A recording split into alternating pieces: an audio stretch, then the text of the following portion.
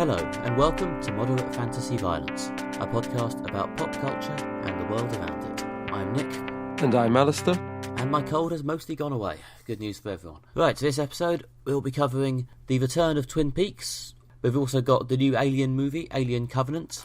The new movie Mindhorn, in which Julian Barratt plays an actor from the 80s rediscovering his old character. And we'll be looking at smash hit weird erotic podcast My Dad Wrote a Porno. All that's coming up in a few minutes, but first, Alastair, what have you been experiencing since we last podcasted? Well, I've been reading M.R. Carey's new novel, The Boy on the Bridge. Attentive listeners will remember that we reviewed the film version of his first novel. The first novel was The Girl of All the Gifts. We covered the film version of that in September last year. The sequel to The Girl of All the Gifts had come out. Well, sort of sequel follow-on. It's not like a direct sequel in that, it picks up where the previous one left off. It's more of another story in the same universe where unusual fungus has turned people into zombies and pretty much destroyed the entire world, or certainly the United Kingdom. It follows an entirely different group of characters trying to find a cure to the fungus that's turning people into zombies. Just like the original The Girl of All the Gifts, it's got really great characters. They're really richly developed. You get a real sense of who they are, where they're coming from, what motivates them. They've got interesting relationships between the characters. This one also fills out the kind of details of the world a bit more, the sort of how the sort of zombie spread happened and how people reacted and how they declined into this kind of post-apocalyptic wasteland that the books are set in. Yeah, no, I think we're both big fans of M.R. Carey and The Girl with All the Gifts here at Moderate Fantasy Violence. We've both liked the book, both liked the film. I bought the soundtrack. I've also read quite a few of his comics when he was writing as Mike Carey. His Lucifer series is good. The Felix Castor series of novels he wrote. So technically, The Girl of All the Gifts just his first novel under that specific pen name. Yeah, they're good books. Yeah, it's a sort of strange thing that he seemed to, for this series, adopted a different pen name. I don't know whether he felt that there's some kind of, I don't know if I want to say stigma or just brand attached with being a comic writer who also writes novels, or whether he wanted to get some distance from that, whether he felt he would have more access to a wider audience. Which, I don't know, to be fair, seems to have worked for him. The Girl of All the Gifts was the breakout word-of-mouth hit of, was it 2014, 2015? Yeah, I think so, yeah, 2014. So yeah, that was a great book. I don't know if I'm quite as plugged into book Twitter as I was back in those days, but I haven't seen quite as much buzz about this. It seems, to be honest, until you told me a week or so back when we were in the pub, I didn't entirely remember that it had even come out. I just remember seeing a few tweets saying it was happening at some point. It's possible the fact that it's only available in hardback means there's not so much buzz, because not as many people read hardbacks because they're more expensive. Like you say, if Girl of All the Gifts kind of achieved a kind of critical mass through word of mouth around sort of the back end of 2013, beginning of 2014, that may be a year after it originally came out in hardback. It may take time to build and have a cheaper version available, and it takes time to build word of mouth. But also, The Girl of All the Gifts just kind of came out of nowhere as this kind of brilliant, this novel is amazing, you absolutely have to read it sort of thing. And obviously the expectations for the follow-on are high. And I'm not going to say it doesn't live up to expectations, but you can never recapture that excitement of something new and fresh the first time. I mean, we said the same things about Guardians of the Galaxy Volume 2 in the last episode. That the first Guardians of the Galaxy was such a kind of wow. And the second one inevitably will be, there's that sense of this isn't as fresh and as striking as the first one. He didn't go straight in with a sequel, did he? He did Fellside. Yeah, that's a different universe, isn't it? Yeah, I read Fellside actually. I just late last year. It's very good. Did I talk about it on this podcast? Who knows? But yeah, I read Fellside late last year, and it's a sort of ghost story set in a prison. It's a bit like Orange is the New Black, except it's sort of violent drama with quite a large cast set in a women's prison, except with a ghost and nowhere near as many jokes. There's not quite as much, prison is grim, but there's a sort of jokey sense of community. It's just, no, a prison is actually grim. I suspect that's just the difference in writing tone rather than a meaningful statement about British and American culture. But yeah, a bit of a grim prison story, Fellside. Anyway, what have you been up to for the last couple of weeks? I have been reading the classic graphic novel From Hell by Alan Moore and Eddie Campbell, which came out in, I want to say, the 80s. It was from a period where Alan Moore was putting out quite a lot of work that has now gone on to be regarded as classics of the genre, I guess. The sort of Watchmen, V for Vendetta, and From Hell is, his massive, epic, chunky book about Jack the Ripper, in which he puts forward his treatise on the sort of Masonic conspiracy theory put forward in From Hell, and apparently also found elsewhere, is that this group of 4 or 5 prostitutes stumble upon an illegitimate child fathered by, I think it's Prince Victoria's grandson, and they attempt to blackmail the royal family with the possibility they'll go public with this, and basically then they are eliminated in the style of a serial killer. And, well, the guy they hire... Anyway, yeah, I'm getting to the point where I'm just saying everything that happens. I'll leave some surprises for the actual book. But yeah, it does go through the killings from a sort of omnipresent narrative point of view, where it just shows everything that happened to cause this to happen, jumping from character to character. It's quite contemporary, actually, as in quite sort of... It feels quite of the moment, because it's exactly the way I feel like they'd do it if they were making, like, an HBO TV series. In fact, I would be surprised to discover that this is in development as premium telly somewhere in the world. It would make a good HBO show. I mean, there was a great film, which I've seen. I haven't read the book, but there was a good film that came out in 2001 starring Johnny Depp. And I think, obviously, that probably cut it down quite a lot to focus more on just kind of the mystery plot, because it was very much like detectives investigate murder. But I remember it being really atmospheric and like just, yeah, really quite creepy and entertaining. I do remember the film being alright. The film sort of simplified it a bit, or streamlined it, I guess, I don't know. Made it a bit more of a conventional murder mystery. Like in the book, you see who the apparent Ripper is before you actually meet the cop. The policeman investigating him doesn't appear till after Alan Moore's done all the setup about this illegitimate royal baby and this blackmail scheme, and then this guy's sent to eliminate them, and then the policeman turns up. So yeah, it's very chronological, working through the narrative of the events, rather than trying to, make a mystery out of it by starting with the cop looking into it. Which is like what makes it sort of stand out from other sort of crime-type narratives, I guess. I mean, I'll be honest, it's quite grimy and depressing. It's about a sort of slightly upper-class assassin type who has some strange views about the magical importance of what he's doing. Like, I think that's the other main sort of element of From Hell I should probably talk about.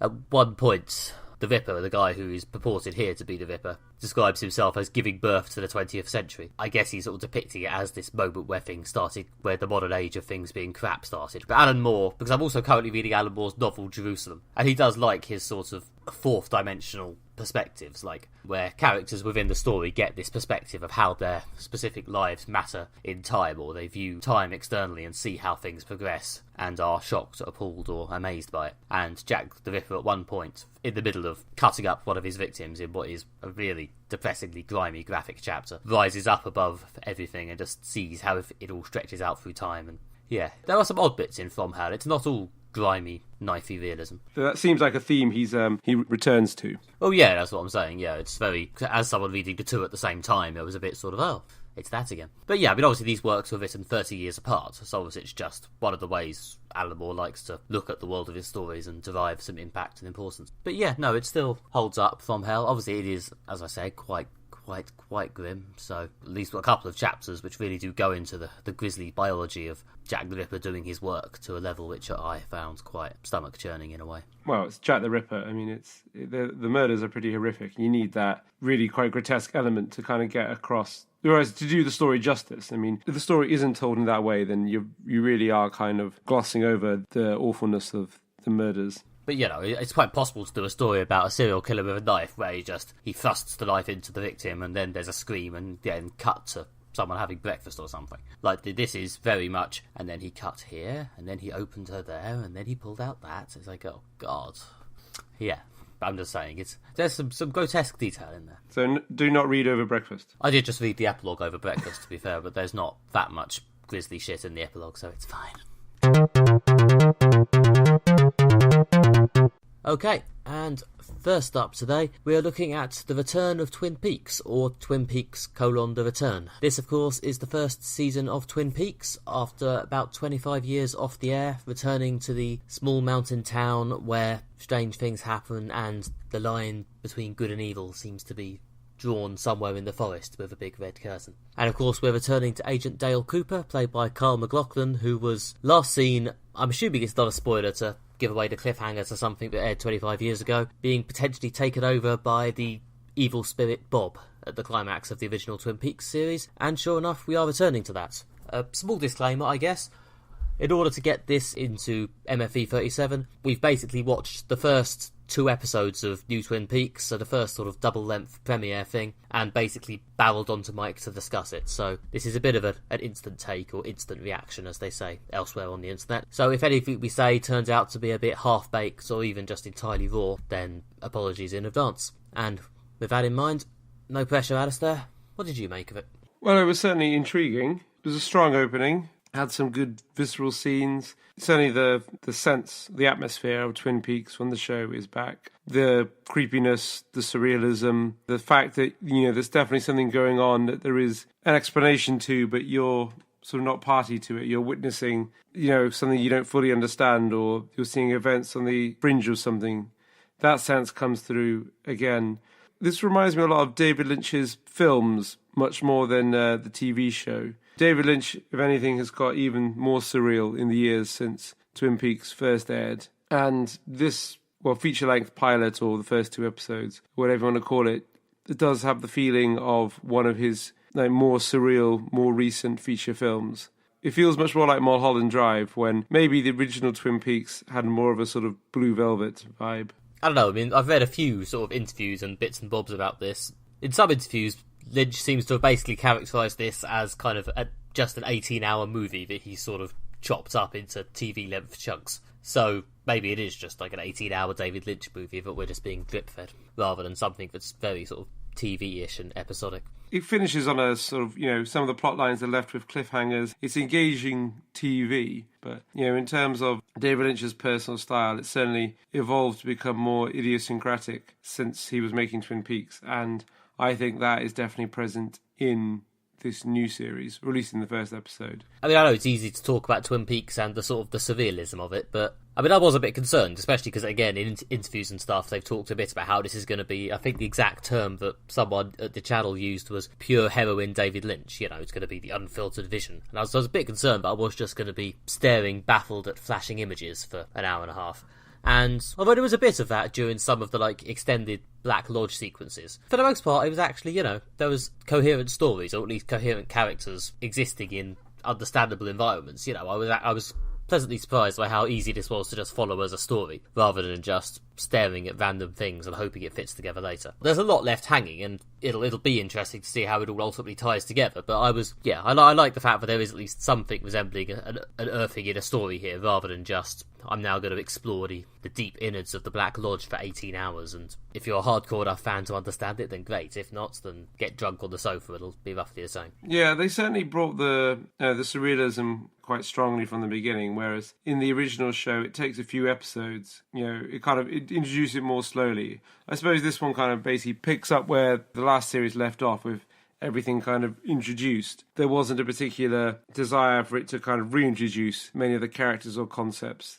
It just sort of picked up from a story where it is. But that's, I guess, part of David Lynch's style, is to not go out of the way to explain himself. In fact, to obviously, obscure knowledge from the audience or a sense of what's going on. But yeah, you're right. There definitely was plot lines that could be followed relatively easily. The main plot, you could kind of see the thrust of where it's going. There were obviously a few very, very strange bits that, although I didn't know necessarily what was happening, maybe it'll become clearer in future episodes, but I'm intrigued to find out. I don't know, there was a part of me that was hoping for that sort of cosy Twin Peaks vibe. The original Twin Peaks, because it never left this town, and it never left this sort of circle of, 8 to 10 main characters. They did end up feeling like a sort of mini community. You did get a sort of a warm, fuzzy feeling from their interactions, even if there was sort of weird stuff happening around them. Whereas this is... It had a sort of soap opera vibe. Yeah, well, it was basically a soap opera, I think Lynch has said. People sort of, were you satirising or somehow perverting the force of soap operas? And David Lynch is just, no, it's a soap opera.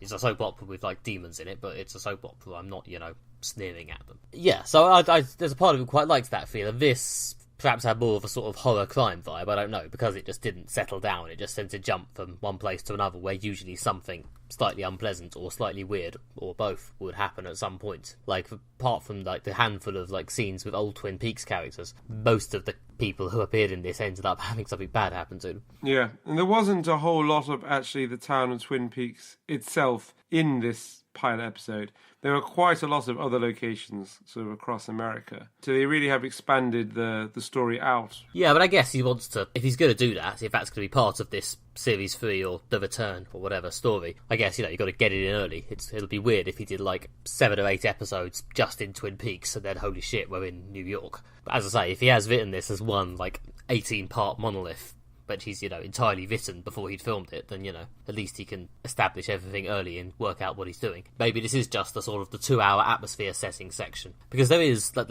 okay, we're probably getting into, let's talk about the actual plot details, so shall we lay down a spoiler moment, I guess? Yeah. If you chronically averse to spoilers about the first 2 episodes of Twin Peaks: The Return, then maybe skip over the rest of this segment. Yes, jump forward to Alien Covenant, where we also have a spoiler warning, I think. It's a very controversial episode, this. Okay, so yes, spoiler warning in effect as of now. Yeah. Let's talk plot details. Boom. As of the very last scene, I don't know, the way I read that was sort of, okay, we're back in the Twin Peaks community now.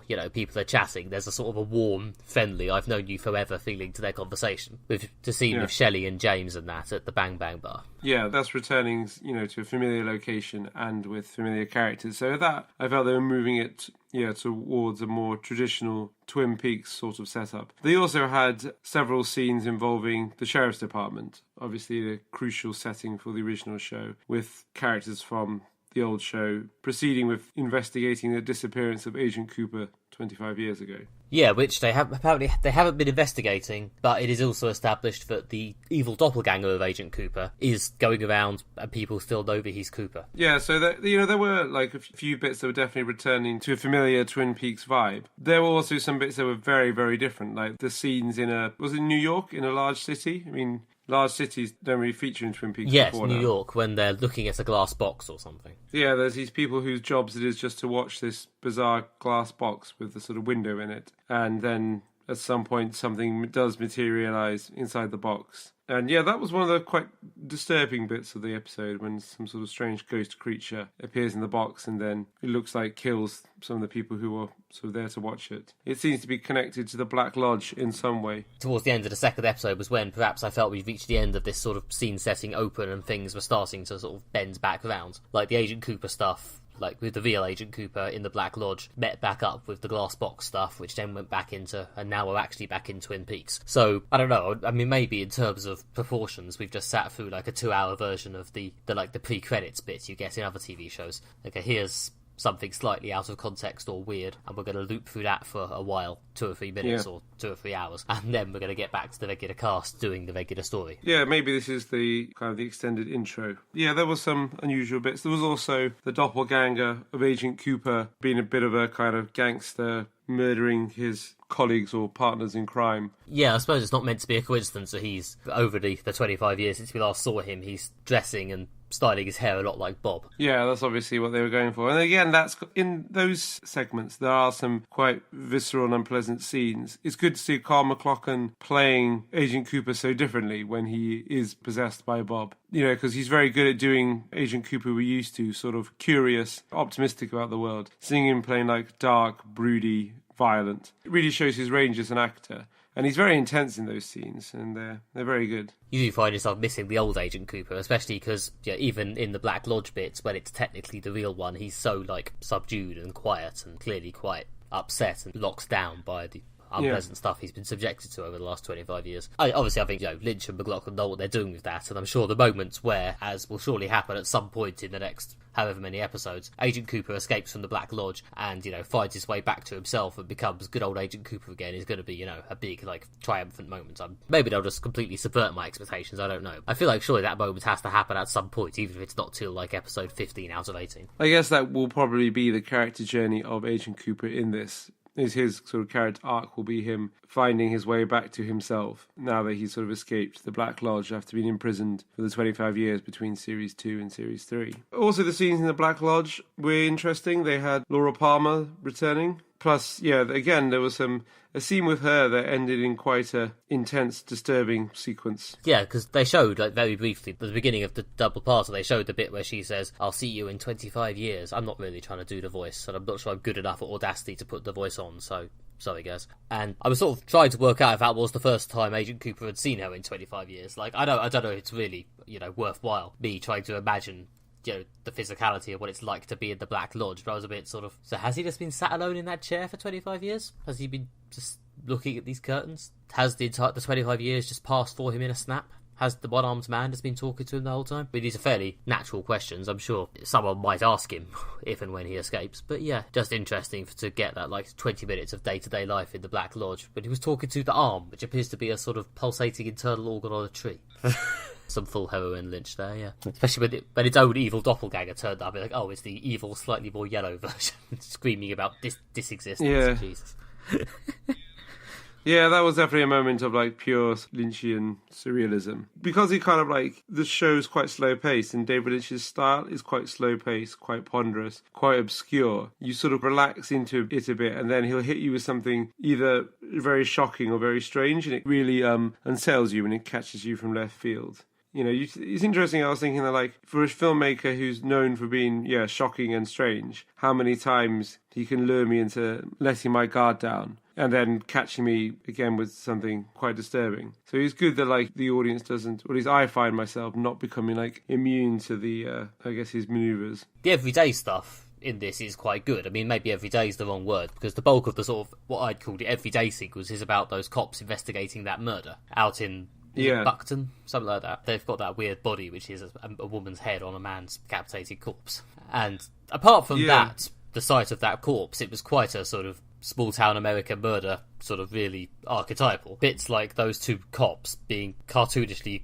awkwardly trying to get into that room, or the husband being led away for the murder while the wife calls after him, but the Morgans are coming for dinner. It's that stuff's great, and that's the sort of good everyday relatable stuff that does the job on a small scale. Whereas Twin Peaks in the old days had about at least a few episodes before anything properly weird came up, I guess. Yeah. Twin Peaks: The Return has that sort of 20-minute, half-hour sequence, so it sort of reminds you that there's also a sort of mundane world out there, which, as I said earlier, I was quite grateful for, because I was worried this was just going to be endless disembodied things blobbing at each other. Yeah, David Lynch has a real love of the sort of small-town Americana, which comes across in a lot of his films. It's in Blue Velvet, it's in Lost Highway, it's obviously a lot in Twin Peaks. And there's a lot of that in this. The plot line of the cops investigating this strange murder that's happened. A high school teacher has been implicated in it. You're not exactly sure what's going on. You can get the sense it's a relatively quiet town. Horrific murders aren't particularly common. It really presents this sense of the everyday, even though they're investigating something quite gruesome. But obviously this will somehow connect to the strange goings-on. So he is very good at taking the sort of small-town Americana that he loves and then usually kind of dialing it up a bit, so it's a bit odd and a bit unsettlingly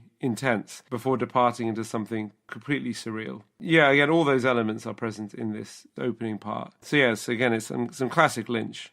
Again, more reminiscent of his more recent stuff when he's been dialing up the strangeness and the intensity of the everyday more in his more recent work, I'd say. Yeah, there are probably more new characters in this than there are sort of old school Twin Peaks characters, and they all get, their moments and their little character bits, and then a lot of them get killed, but, I was listening to the Diane podcast episode, and I know I say this whenever we mention Twin Peaks, but it's still a good podcast about Twin Peaks, guys. If you listen to this and hungering for more and better researched podcasts about Twin Peaks, then Diane is definitely a one. Yeah, they were talking about how surely there's going to be a mystery for Series 3, because, that's just feels like the fundamental thing you might need. And because I'd heard that before I watched it, I did sort of go into it thinking, is there going to be a mystery? Is there going to be an obvious sort of whodunit? Or are they just going to go, right, this is a show about evil demons and people trying to fight evil demons, and that's what it's about now? And perhaps appropriately, I came out thinking, actually, I'm not sure. I mean, there's a bit of a mystery about what was up with the aforementioned double corpse, I guess. I'm assuming they're going to come back to that. I mean, it was somewhat unresolved, even though there was a bit where,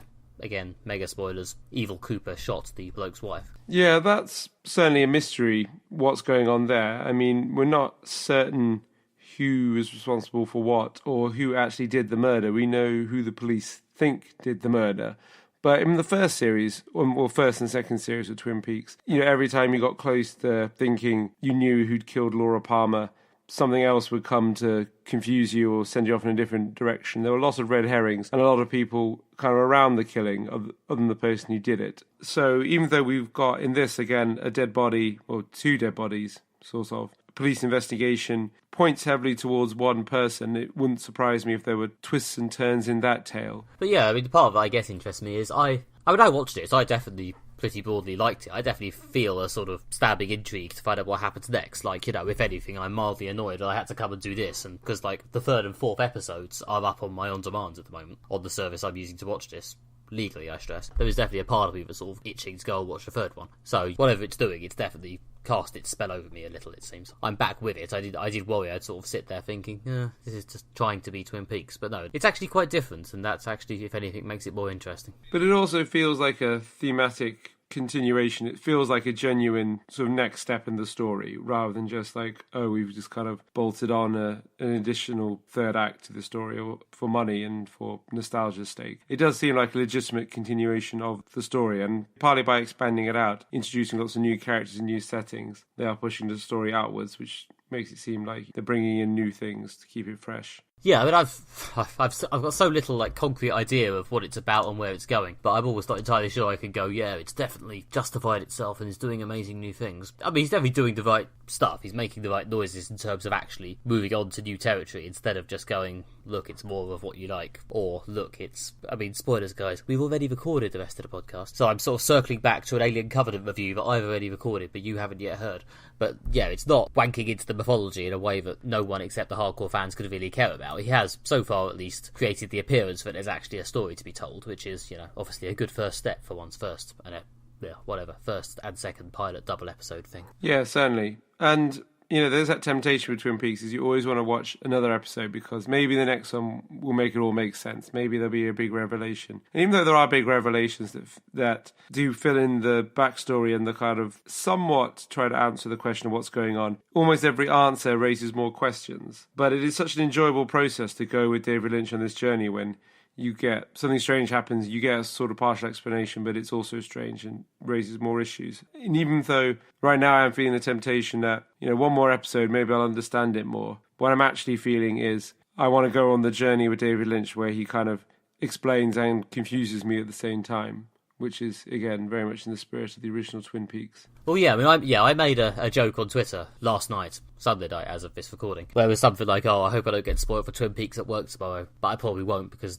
no one can actually describe what happens, which is a bit facetious, really. But, yeah, realistically, a lot of the fun of this is in the watching it sort of unfold. So, if anything, I would, in fact, be more annoyed if someone described to me what's going to happen, even if it was something really strange, because, yeah, I think missing out on the experience of having it sort of happen to me would be really disappointing. Yeah, certainly. It's got to be seen to be believed. So if you're at all intrigued by anything we said, you know, I'd recommend watching Twin Peaks because it's very hard to kind of... We can talk about the themes, we could talk about the emotions it brings out in us, but if you really want to appreciate it... It's an interesting point, actually, in terms of recommending it. Is this something people should watch if they haven't seen Twin Peaks? Or is the recommendation actually go and start watching the original Twin Peaks first? I suspect there's a certain resonance that will be lost if you hadn't seen it. Well, you won't have that, I guess, nostalgia sense of, oh, it's that character I know. It's good to have them back. I don't know. I feel like if you started watching this having not seen Twin Peaks, you'd probably be sort of quite intrigued by it for the first half, and then you might possibly get a bit weary during that lengthy Black Lodge sequence with Cooper, where it really doesn't do you any favours if you don't already know what's happening.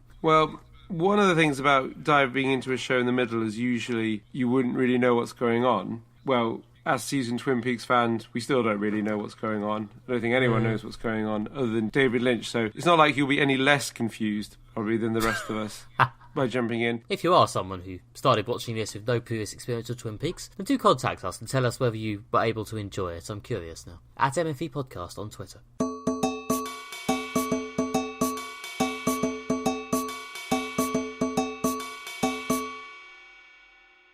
Next up, we will be discussing Alien Covenant, the 8th film in the Alien franchise and the sort of sequel to Prometheus, which came out a few years ago. This film is directed by Ridley Scott and stars Michael Fassbender and Catherine Waterston. This picks up the story with the first human colonists setting out to found a new world. They get sidetracked, end up on a strange world where there are, as always happens in the Alien films, hostile and aggressive alien creatures trying to kill them. Plus, there's a sort of mystery plot going on that kind of picks up some of the themes from Prometheus. We saw this recently. It's I'm a big fan of the Alien films. Probably the original Alien is a good candidate to be my favourite film of all time. It's certainly right up there at the top of my list of favourite films. But Nick, what did you think of this film? So up front, yeah, I haven't seen many of the Alien films. In fact, I've literally just seen Alien. The only other one that I've really seen enough recommendations to think I should actually bother seeing is Aliens, to be honest. So I haven't seen Prometheus, but all the Prometheus stuff in this film is exposited enough to be fine, I think. So yeah, the good news is it's a nicely enough made film that I was rarely bored or confused. The bad news is it's kind of all a bit weird and misdirected. I mean, this perhaps because Prometheus wasn't that well received, this is being marketed as a straight up Alien film rather than Prometheus 2. And as part of that rebranding, they seem to have made him do this sort of very alien-esque people on a spaceship being hunted down by an alien thing. And personally, I felt that the film was a bit flat for about the first hour or so, and then hour 45 minutes. There's definitely a lot of the humans being hunted down stuff feels a bit nothingy. The individual characters, although they're played by mostly decent actors, have very little real personality. When they start dying, there's only, with a couple of exceptions, I was a bit sort of, which one's that? Which is never a great sign. And yeah, there's a stage where they get to the planet, and there's a couple of fun, sort of gory, horrible bits, which were quite, again, it's a well-made film. Once it gets something grisly to show on screen, it does, really get its stabby little alien teeth into it. There's some fun sequences of things growing out of people, which will stick with me for a few days. But yeah, and then they get to the planet, and then I think we're going to have to discuss spoilers, because the problem is, a lot of this film, for me, the bits that are actually worth discussing happen in the bit where a certain character from Prometheus reappears and starts expositing a lot of things about the alien mythos. And in order to discuss this, we're probably going to have to say who that is and a bit about what he's like and what he says, because otherwise there just isn't that much to talk about, to be honest. Outside of the weird stuff with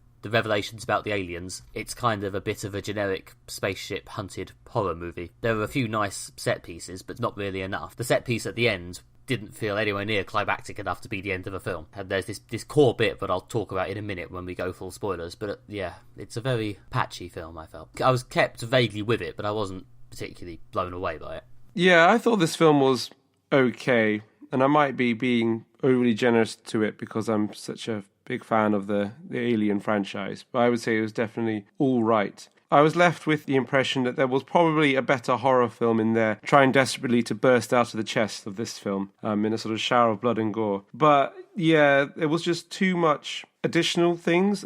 I think, as you were saying, because Prometheus was so poorly received, there was an emphasis on this, as well as being Prometheus sequel, must be a standard Alien film. So I don't think really satisfied either criteria.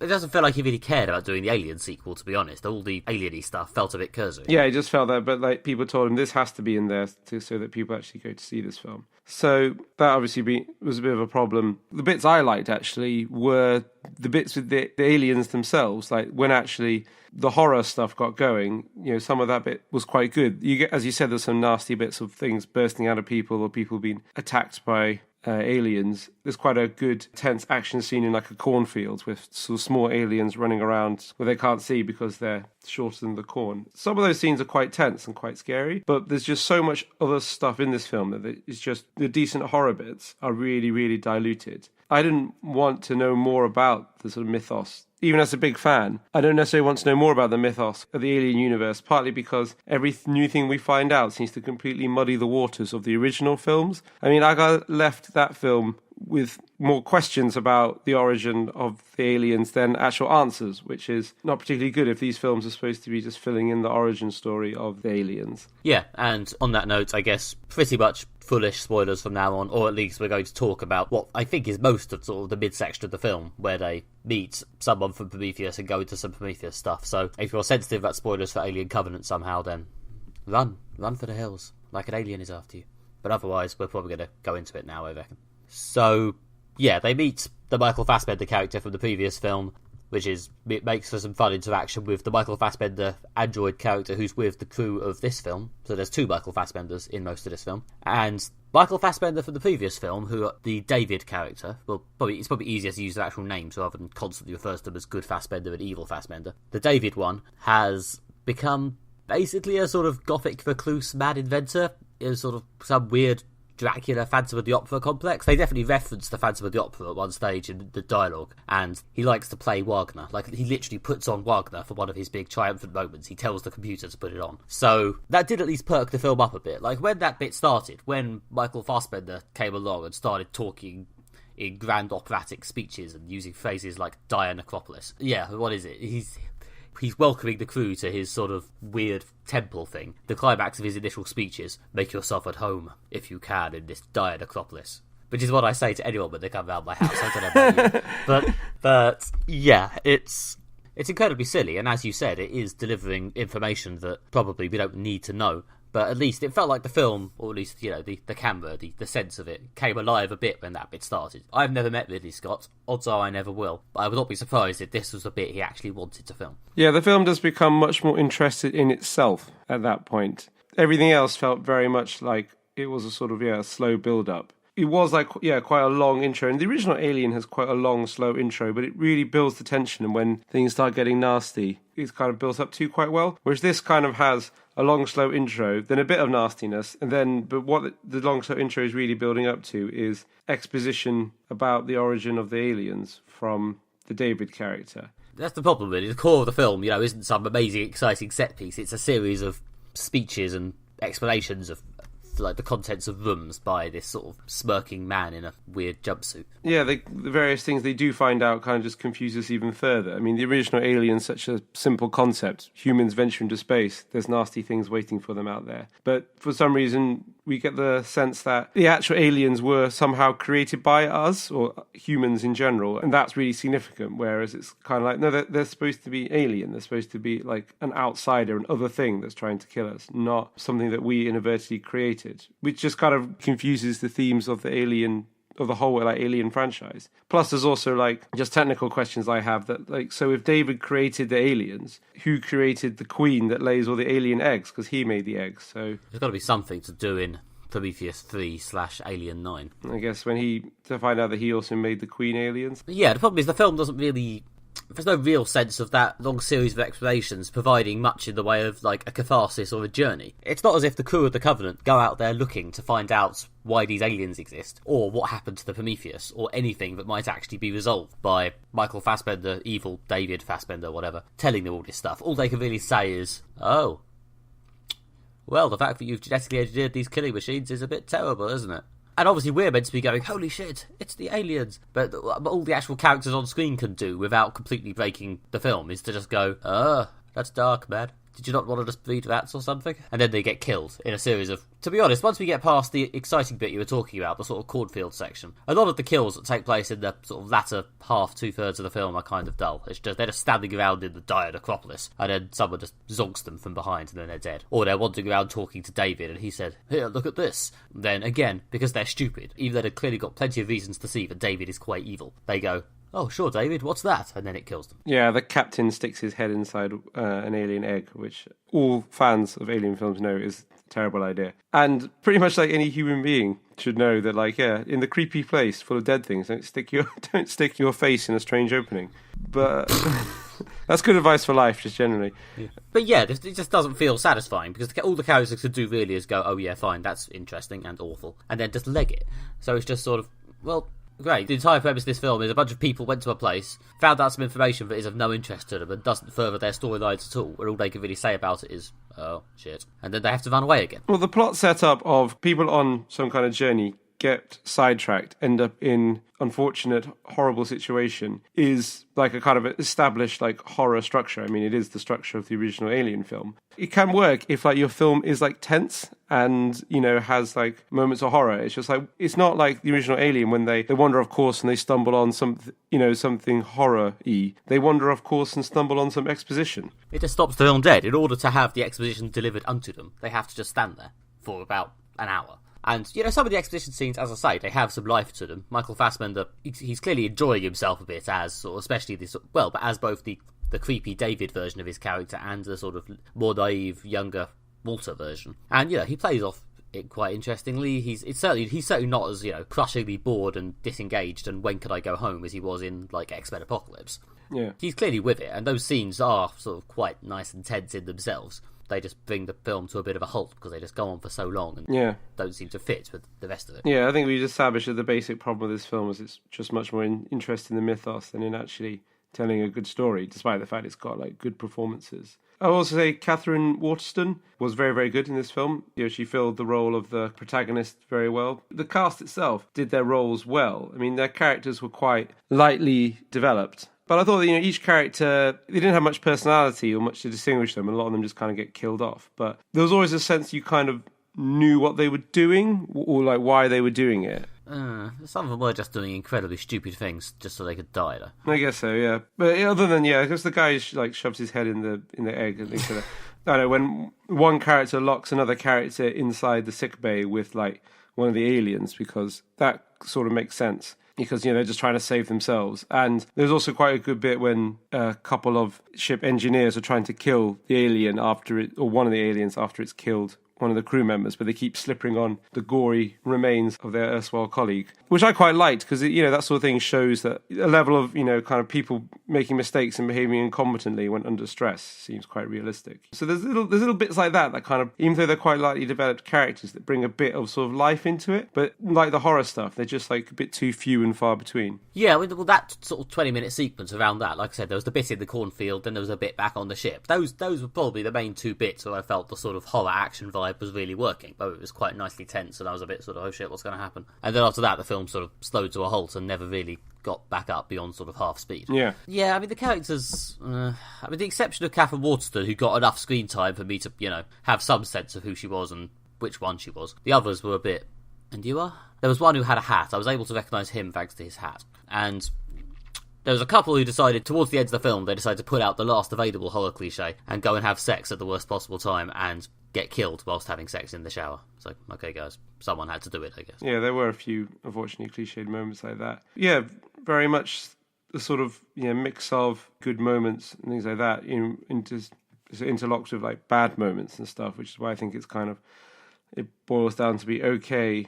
And it's got Prometheus' problems of being slow-paced and ponderous. I thought there was some decent visuals, which I quite liked. The kind of, again, there was some few moments of like body horror that were quite grim, but again, not really many of them. And kind of the design of everything looked very good, like the necropolis, the alien spaceship and everything like that was quite well realized. They created this creepy atmosphere, like a lot of the film takes place in this kind of city full of dead people, which is kind of okay, good. You've got full marks for creepy setting there. It's well designed. It's it's got these kind of stone heads everywhere that's slightly unsettling. It's full of the uncanny. But then what do you do with this great setting and these like really good sort of visuals and sets that people have spent a lot of time and money to make, while mainly just deliver exposition about the alien mythos?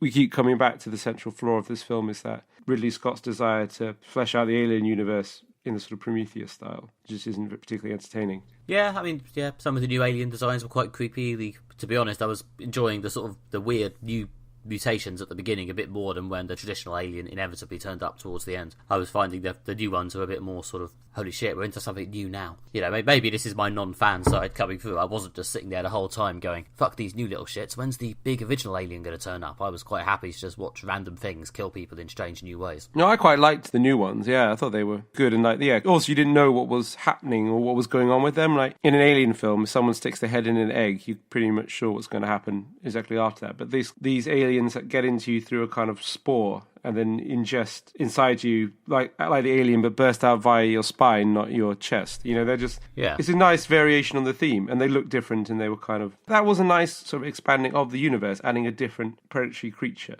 But, that kind of expansion of the universe I quite liked. It was just more the kind of the exposition-oriented expansion of the universe. Yeah. It wasn't enough of a dull, tedious slog that I regret seeing it, but it's just kind of slightly below average. Sorry, guys. Sorry, aliens.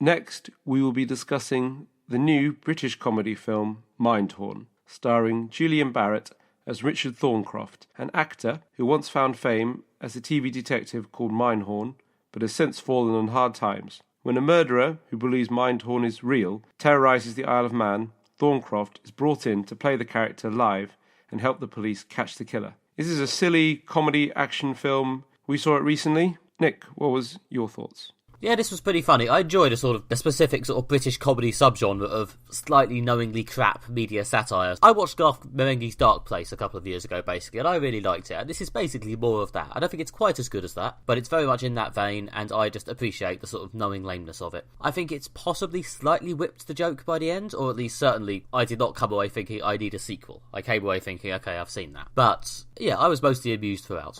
What did you think? Yeah, I would agree with that. The Garth Marenghi satire on bad old TV shows is a good comparison. Kind of reminded me of Hot Fuzz as well, in the sense that it was a kind of comedy action, but also very, very British. Certainly not like an American comedy action film.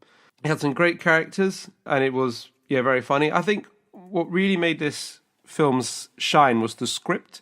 I think the writers and it was written by Julian Barratt himself with Simon Farnaby, who plays one of the main supporting characters. And they wrote it between them. And the script is great. That is where it shines. It's funny. It's got a lot of gags. There's always like something funny going on. The pace of the humour doesn't drop. Not all the best jokes are in the trailer, which is a problem a lot of comedy films have. Yeah, it's really well written. Got some good characters. The plot, works well with the comedy. It doesn't feel like the comedy is there to serve the plot, or the plot is there to serve the comedy. They work really well together. So, yeah, there's the kind of writing and technical craft of putting the film together is very, very good.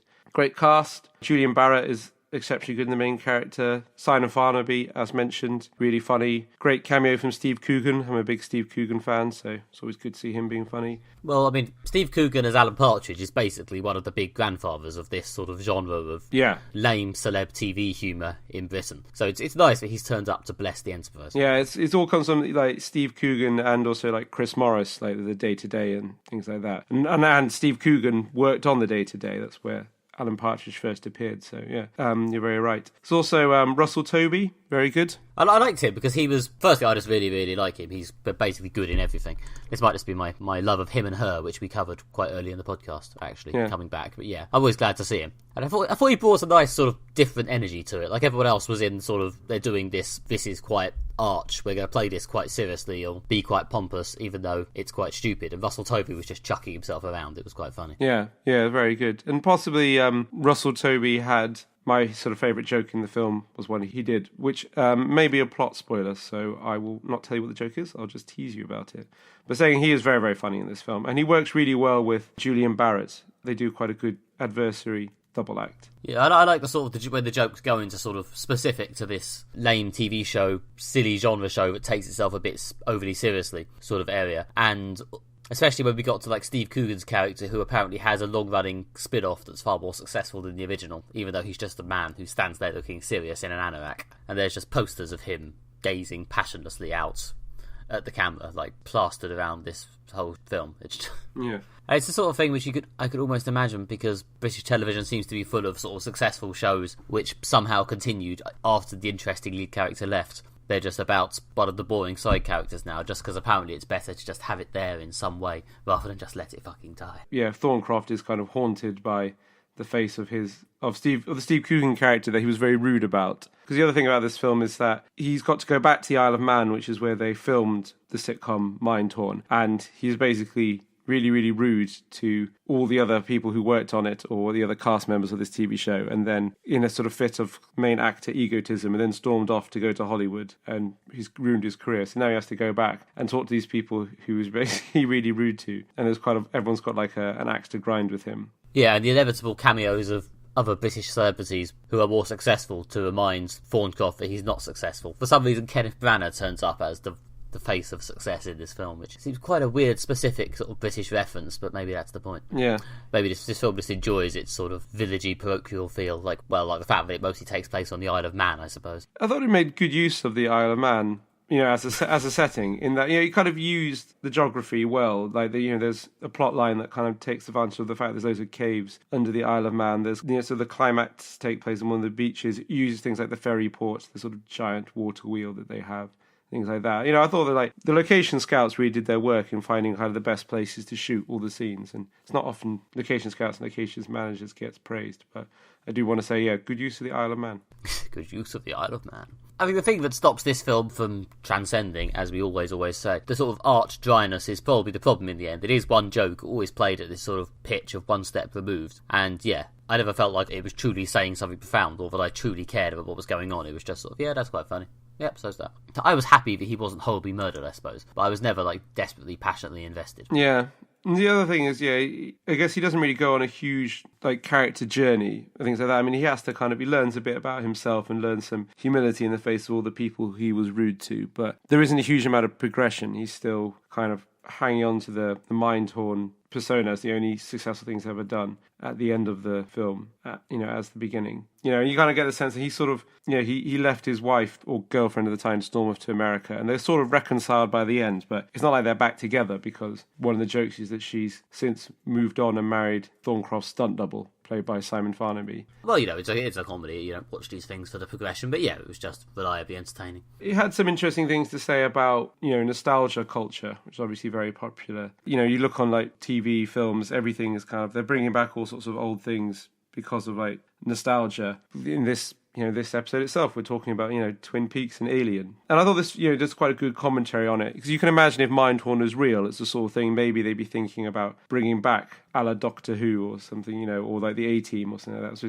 A-Team was American. They brought back things like, British shows like Minder and like Avida Same Pet and Absolutely Fabulous, kind of everything gets, brought out for like another crack at the whip. And they situate the fictional show Mindhorn very much within that kind of context. There's a plot line about Thorncroft is trying to get the original show released on DVD just so he can basically make some money from it. But unfortunately he needs the help of the Steve Coogan character because he now owns a production company. So I think it's very aware of today's kind of nostalgia culture and the kind of the enormous value we place on these slightly daft sort of shows from the 70s and 80s. And it kind of plays off that very well. So does Garth Marenghi's Dark Place. Yeah, it is a very sort of British-specific thing. America's quite good at doing, quite happy to do sort of the sleaziness, and Hollywood will use you up. And it sort of does the fakeness of it, but it never seems often that willing to do the sort of the lameness of it. Yeah. Whereas Britain just loves making TV shows and stuff about how lame its own culture is. Yeah, exactly. There's that kind of British sort of, sarcasm, in that sense. We're always putting ourselves down. We're always like, oh, our culture's not very good. I mean, like, we'll create a fictional show from the past, and it's like, oh, it's a bit rubbish, and, it had a couple of seasons, and it got cancelled, and things like that,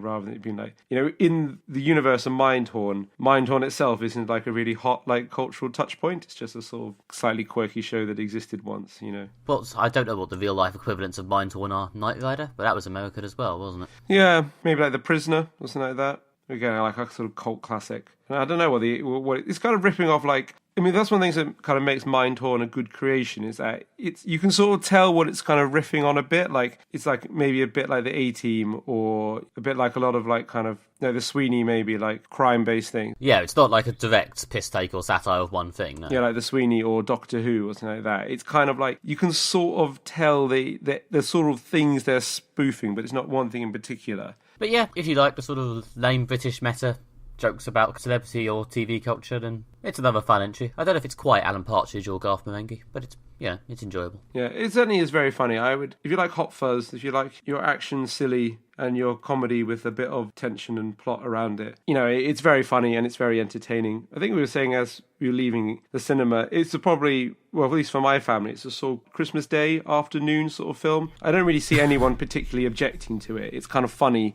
it's silly, it's got action, it's got a decent plot, it's got some good performances. It's a general all-round kind of thumbs-up film. I think your family must just have better taste than mine. The only way we can find sort of general Christmas films to watch is like either sort of Disney-ish cartoons or like 12A action films. Yeah, sometimes we go for like, a Marvel superhero film, or, like the Lego Movie or something like that. Yes, those are exactly the sort of things I mean. Okay, and lastly this fortnight, we'll be talking about my recommendation from last time, which was My Dad Wrote a Porno, the smash hit podcast which started a couple of years back and features Jamie Morton reading out an erotic novel, or porno, which is a weirdly American thing to call it, but, porno, that his actual dad apparently wrote to his two friends, James Cooper and Alice Levine. And yeah, it's mostly just about him reading it out and cringing, and the two of them laughing hysterically and pointing out how terrible it is. And I've probably made it sound quite boring. It's actually, when it's at its best, one of the most hilariously ridiculous things I've ever heard. It's a very, very good podcast. It is, to be honest, pretty massive. You probably already heard it or know someone who has. It was famously everywhere for quite a while. So yeah, Alastair has now finally heard it. What did you think? It's really funny. Yeah, there's a reason why this is so popular and always ends up in lists of like top podcasts or top comedy podcasts. It is really funny. It's a sort of, podcast that I found myself actually sometimes like bursting out in fits of laughter on public transport. Listen to a few comedy podcasts, and a lot of them I think are generally funny, but more in a sort of, I'm sort of smiling to myself, which this definitely makes you kind of, like crease up with laughter. Partly because like the jokes can be quite unexpected when the book just says something that's just really daft and it just comes out of the blue and it really catches you unawares and does really make you laugh. Well, I think, it's the sort of the sincerity of it. Like, Jamie Morton's dad isn't trying to do comedy in the same way that all we 20 or 30-something people do. It's not sort of sarcastic or ironic. He's genuinely writing from his perspective these incredibly weird combinations of words, and it's just the sheer unexpectedness of his phrasing and what he chooses to focus on, which just makes it hilarious. Yeah. There's two things that make this podcast really funny. The first is the book they're actually reading, called Belinda Blinked, is terrible. Like, it's really awfully written. It's like, it is not sexy at all. The world it takes place in bears seemingly absolutely no relationship to reality, just even though it's set in like a sales office. No one behaves like a sane or normal human being at pretty much any point. It's completely unbelievable. And it's just like terribly written without like punctuation. Like, characters like change name like mid chapter because the guy's like forgotten the name of the character and just given them a different name. So yeah, it is like objectively bad writing, which makes it quite easy to mock. And there is a sort of degree of like affection they have. They're not kind of mocking it in a vicious way or like to try and destroy it. Well, it's the guy's dad. They can't be too twatty. Yeah, exactly. Yeah, but definitely the humour comes from pointing out that this is bad and pointing out all the ways that it is bad. The other thing that makes it really funny is there's just great chemistry between the three hosts. They really have kind of nailed the sort of sitting around, some friends chatting and kind of bantering between themselves. That kind of dynamic really works really well. You do get a sense that you're hanging out with three friends of yours and just kind of listening to them have a very free-form, funny conversation. There is something that makes you feel like really like included, which I think is like one of the reasons why it's so funny and so successful. Well, yeah, it's a thin line, the I'm making fun of your dad, but it's okay. But yeah, they have good enough chemistry that it feels like it's all right. The actual writing of the book, I quite enjoy how it's like, we've all encountered bad writing in our lives. I've read some shit. I've heard some shit read out loud. But yeah, Belinda Blinked, the book they're reading, does have that sort of magic combination of it's bad, but it's bad in a way that's kind of entertaining rather than just it's vaguely incoherent. I don't know. It's just odd listening to this like attempt at erotica for someone who's apparently never read it, or someone who apparently missed out how one actually makes something sexy. Like the belief that using these weird clinical words like he inserted his penis into her vagina is actually absolutely what you want from your porn. Exactly. It's not sexy at all, is it? It's weirdly gynecological. Like, he uses vulva and cervix and things like that. Yeah. He's clearly got the female genitals page on Wikipedia open. Yeah, there's like the kind of bizarre sort of world that he's envisioned. Is there something weirdly entertaining about it? Like, there's a chapter in which Belinda is sort of handcuffed sans underwear in the middle of a maze, while a sort of parade of sales clients come in and out dressed only in black thongs. And I don't know if I've ever seen a man wearing a thong in my life. And while they like have their way with her until this like weird whistle blows, and it's basically like, what kind of bizarre sex game is this? And like, it's just, I don't know, it's just kind of, it's not sexy, it's not really thought, it's not sexy, it's not particularly well thought through, and it's just kind of like, this would never happen in real life. I'm sure there are plenty of people engage in sort of bizarre real life sex games, but like, I really don't think this is one of them. So, I don't know, I like to play the numbers on this and think, what, everyone has their thing. Mathematically speaking, somewhere on our planet there's probably someone playing the tied to a trellis sex game, but it does seem a bit specific. I mean, there's a bit in the third chapter which is a weird, almost entirely sexless chapter, but the closest there is to any excitement is they're sitting in what I think is just an airport bar. And then three of the women undo their tops, splash some water on their nipples, then all the men just shake their hands and wander off. It's like, part of the obvious joke, but were you building to some sort of climax there? Were you... What were you thinking? I'm not an expert erotica writer and don't plan to be. Yeah, I don't have a secret porn pen name, sorry guys. But I really think you're meant to build to some sort of conclusion. I'm not going to use the climax joke again. Rather than just sort of, and then they shook their hands and left. Cool. Cool. Yeah. The other, like, kind of related is a strange thing. So it was like, Belinda works in a pots and pans sales company, and it is like the sexiest of all the industries. like, yeah, it is like weirdly salesy. There's like long descriptions of like she's like a sales director, and there's quite like detailed descriptions of like the areas of the country that her like managers are responsible for. She works with these like 4 area managers, and every single time when their name is mentioned, their like entire title, which is like sales manager for like Scotland and Northern Ireland, is like it mentioned every time, and they're just like loaded weird things about like her like comes over like her sales targets, and like when she's trying to meeting a prospective client, it always talks about how many like outlets he buys pots and pans for just before they get it on, and it is like weirdly like weirdly like unsexily corporate before it's like weirdly unsexily full of sex.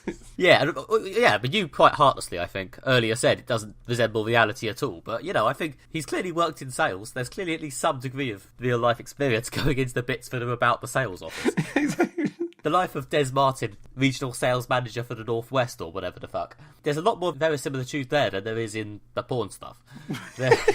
Also, all the men have exciting, unsexy sales names like Des Martin. Yeah. And all the women are called Bella and Giselle, which is just funny. Although the lead character's called Belinda, which again, the sexiest of all names. Yeah. I apologise to all our listeners called Belinda.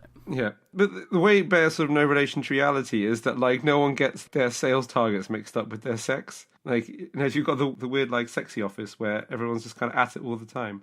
Including they have like a leather room in their office. Well, you have to allow a certain amount of real life porn distinction. I mean, this is, whether it's good porn or bad porn, it's still porn. Yes. It's still, there's a real world setting, and then they fuck. It's not, you have to let him off that to a degree. I guess so. But, like, I don't need to know so much about people's, like, regional sales targets or how many outlets they buy pots and pans for.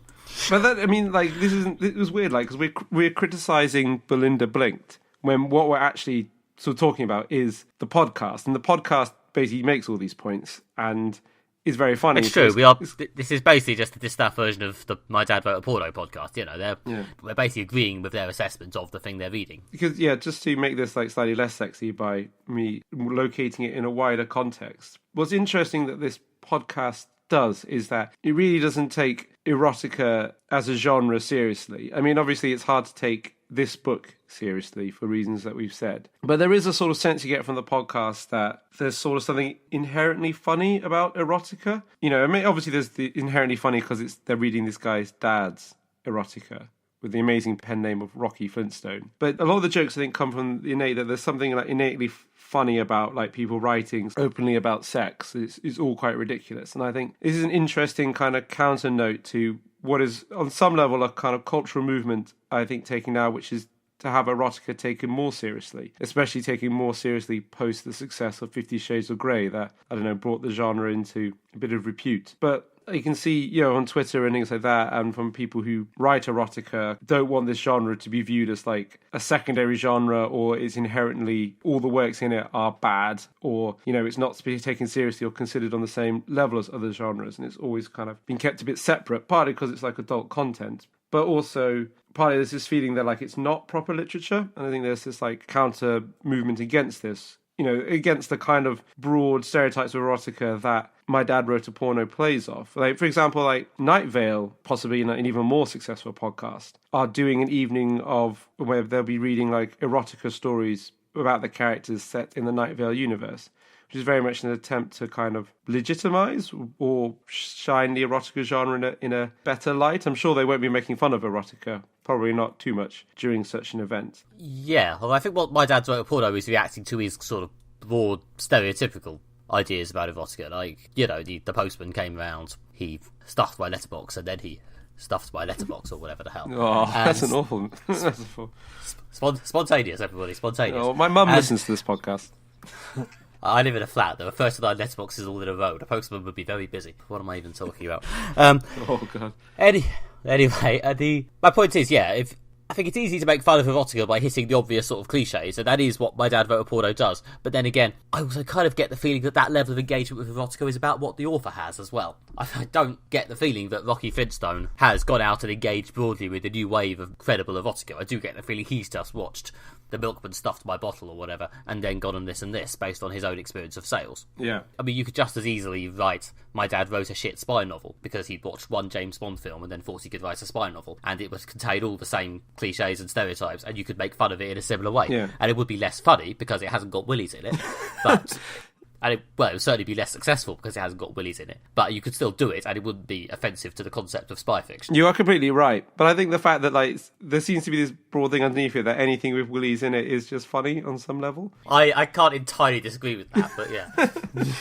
I mean, a lot of the sex-positive advice I've seen has been at some point you have to sort of accept, but this is all, like, sex as a whole is frankly ridiculous, and you can't be overly self-conscious about it. So to a degree, yes, it's funny because it's got willies in it. Maybe could be the most sex-positive thing we'll say on this podcast. Who knows? But certainly taking sex too seriously usually produces a lot of bad art. See, for example, the sex scene in Watchmen, which that takes the whole thing that is ridiculous, but that is people taking it too seriously. So yeah, sex is just silly on some level, usually on quite a few levels, and having a sense of humor about it is a good thing. But as you said, there's also something inherently funny about people having this kind of slapdash approach to writing. Like, yeah, it would, the concept equally applies to, my dad wrote a spy novel. It just, it just doesn't have willies in it. It doesn't have lines like her breasts hung like pomegranates, which just boggles the mind. Amazing. Just really boggles the mind on every level. It just like clearly tried to avoid the melons metaphor and just like car crashed into pomegranates. Yeah, that is what it is, isn't it? It's like it's one of those Thesaurus gone wrong moments. Yeah, Thesaurus. I'm never sure. Anyway, one thing about that Belinda Blink and My Dad Wrote a Porno shows is something that kind of annoys me about the human race on some level, is that everyone thinks they can write a novel. And that is what Belinda Blinks is. Like, I could write a novel, despite the fact they have no experience of trying. And obviously, one of the reasons why writers aren't particularly well paid compared to like some other like art forms and stuff is because there are a lot of people out there who think they can do it, can't, and are producing a lot of bad stuff. And Belinda Blink is a prime example of this. This might be optimism talking, because as we all know, I am the voice of optimism on this podcast. Mm-hmm. But I think we might have hit a certain plateau on that, maybe. I think we've maybe reached a point where there's so much crap being shoved out there that people are now aware they have to have some degree of filter and actually pay writers to write. Again, might be optimistic, but I like to think we might have reached that point. Yeah. We've seen the results of thinking anyone could write and started to maybe think as a society, or at least as a publishing and journalism industry, maybe not everyone can write. Maybe if I want at least vaguely competent writing, I should actually pay someone. Yeah. But again, that might be optimistic. Yeah. I like the fact this is sort of quite contemporary. I mean, the fact that we've got like Kindle self-publishing culture is one of the main reasons this podcast can exist. Oh, exactly. Yeah, which is perhaps one of the reasons why it's been so successful. It's very of the time. Yeah, and it is kind of, now there's got like the Kindle self-publishing culture has shine a light on that. Everyone thinks they've got a novel in them. I suppose everyone does have a novel in them, just lost them are really bad. Well, everyone does have a novel in them in my new podcast, My Dad Wrote a Porno, based in a publishing house. But that's neither here nor there. Fair enough. Okay, I think I killed it. Yeah. No, we're just sitting here in stunned silence thinking about people with novels in them. Yeah, no, exactly. God knows I am. I think I need to have a cold shower, like, after this podcast. Like, I'm going back to church. My Sunday will be spent in silent contemplation of what I've done. It's okay. Remember, we've got the explicit flag. We can basically do anything. No, my work colleagues also listen to this podcast. Hi, guys. Okay, so now that we've set a new tonal high point for this podcast, Alastair, what we'll be talking about next time? Well, I've got something really similar to My Dad Wrote a Porno for you. Oh, God. No, it's not. It's probably it's very, very different. Though it does have a sex scene in it. I will be recommending to you another Ridley Scott film, a classic Ridley Scott film. Prometheus. Yes, Prometheus. No. It's a classic Ridley Scott film, probably one of the best science fiction movies of all time, probably one of the best films from the 1980s. Yeah, Ridley Scott, Harrison Ford's classic Blade Runner. Of course it is. Yeah. I did have some awareness this was coming, because we wanted to talk about the upcoming sequel with some awareness. Yeah, and also I don't want to discuss them too close together. People need to experience Blade Runner, then let it breathe before they experience the sequel. Probably won't be as... good. No.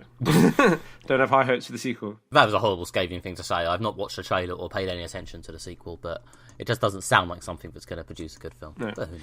But anyway, before then, we can enjoy the retro classic Blade Runner. Okay. Excellent. It's definitely probably quite high on the list of things I really should have seen by now, so I look forward to it. Alright, thanks for listening. That was your Moderate Fantasy Violence for this fortnight. If you want more, we are also on social media as at MFV Podcast on Twitter, where we post about the show and sometimes we tweet our own opinions about pop culture. And we're also on Facebook if you search for Moderate Fantasy Violence. And if you want to give us a review on iTunes, or to be honest, any podcast outlet, but let's face it, iTunes is the main one, then that would be greatly appreciated as it helps us find new listeners. You can also go to our website, which is www.moderatefantasyviolence.com, where you can listen to this episode, back episodes of the show, bonus audio content under the name Excessive Fantasy Violence, and the odd written piece by myself and Nick. If you go to the website right now, you can see a piece that I wrote about abstract art and how it relates to film and TV, looking at shows like Legion, Hannibal, The Neon Demon, and other things we've discussed on the podcast. I've been Alastair Ball. If you're interested in more of my writing, you can follow me on Twitter, where I'm at AlastairJRBall, or you can go to my website, which is redtrainblog.com. Okay, and I've been Nick Bryan. You can find me on Twitter as at NickMB, or on the blog internet at nickbryan.com. What is the blog internet? I don't know, it just came out. But anyway, we'll be back in 2 weeks with our next episode, in which we will be discussing our next big superhero adaptation. It's Wonder Woman, plus the movie Colossal, the exciting new TV show The Handmaid's Tale, which is finally airing in the UK, and, of course, Alastair's recommendation, Blade Runner. Okay, thank you for listening. Bye. Bye.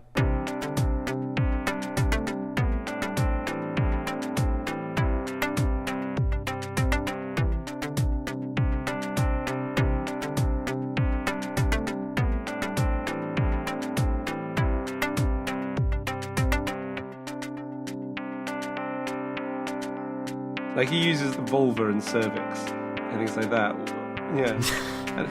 He's clearly got the female genitals page on Wikipedia open. Pages, I've never looked at it. But yeah, wait, does that shine me in a good light or a bad light? I don't know. But anyway, I haven't done my homework. I'm terrible. Anyway, this is a road that I did suspect we might end up going down when I decided to do this.